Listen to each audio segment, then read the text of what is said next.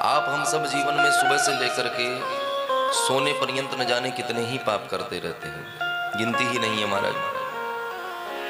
नित्य प्रति जीव 21,600 के लगभग श्वास ग्रहण करता है।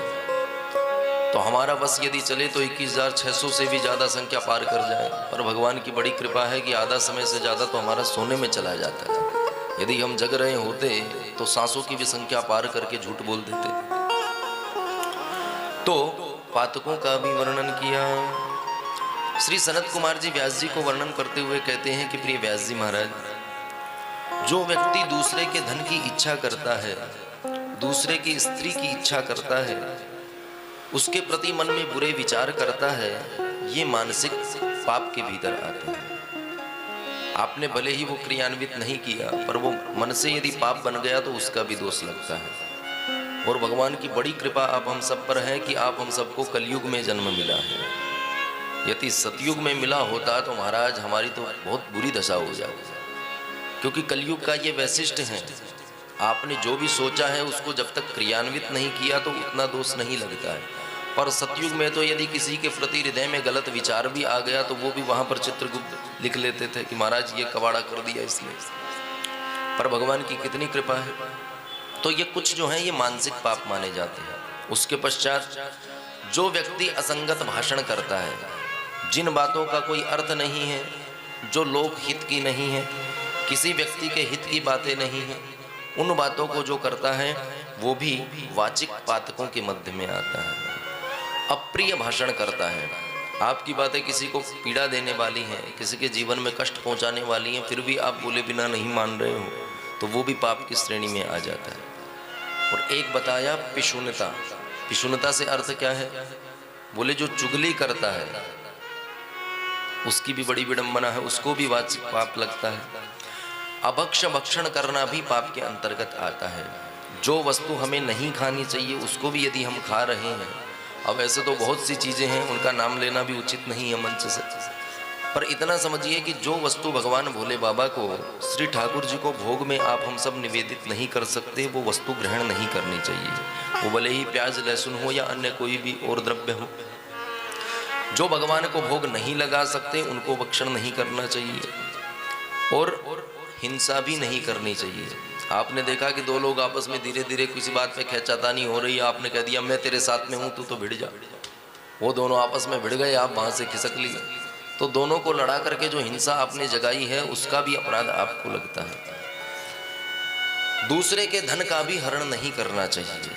यदि किसी से आपने आवश्यकता प्राय पड़ती ही रहती है, ऐसा संसार में हमें लगता है कोई जो ही होगा जिसको किसी से ऋण लेने की आवश्यकता ना पड़ती हो।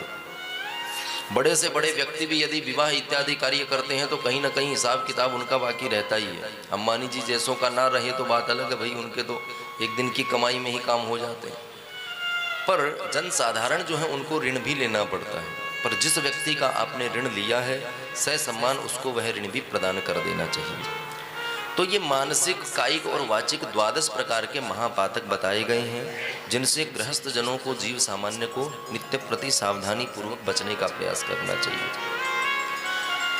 जो मनुष्य संसार में भोले बाबा की निंदा करता है वो भी नरकगामी होता है।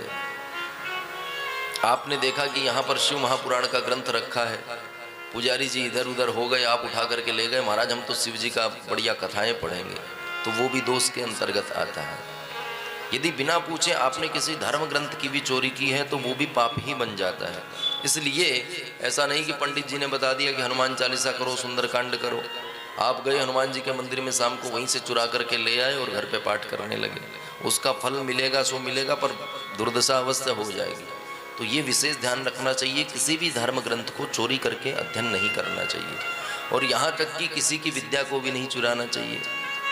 आपने देखा कि गुरुजी में बढ़िया बढ़िया डायरी में अपना विषय लिख रखा है, आपके हाथ डायरी लग गई, आपने फोटो खींच करके रख ली कि कभी हम भी व्याख्यान देंगे, तो वो भी पाप के अंतर्गत ही आता है। ऐसा करने से बचना चाहिए। गुरु अपराध जो व्यक्ति करता है उसे भगवान भी रक्षा नहीं करते।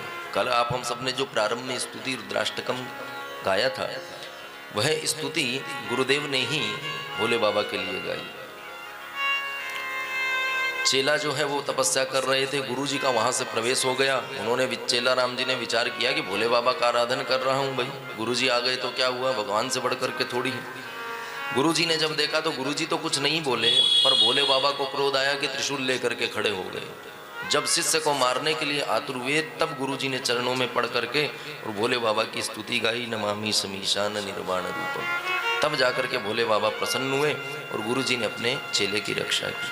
इसलिए किसी भी परिस्थिति में गुरु निंदा, भगवान शिव के ज्ञान की निंदा, गुरु अपराध करना ही नहीं चाहिए। यदि गुरु का अपराध बन जाता है तो 10,000 वर्ष तक रौरव नरक में पड़ना ही पड़ता है। जी सठ गुरु सन ईर्षा करही, जय सठ गुरु ईर्ष्या करही, रौरव नरक कोटि जुग परही, रौरव नरक गुरु जुग परही, त्रिजग जोनि पुनि धरहि शरीरा, त्रिजग जोनि पुनि धरहि शरीरा, अयुत जन्म बरी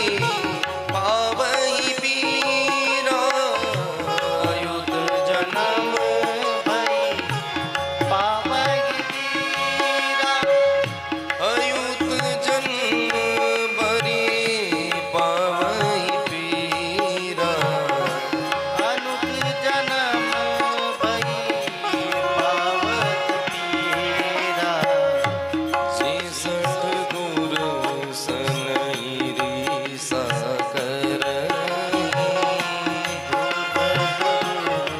सन ईर्षा करही।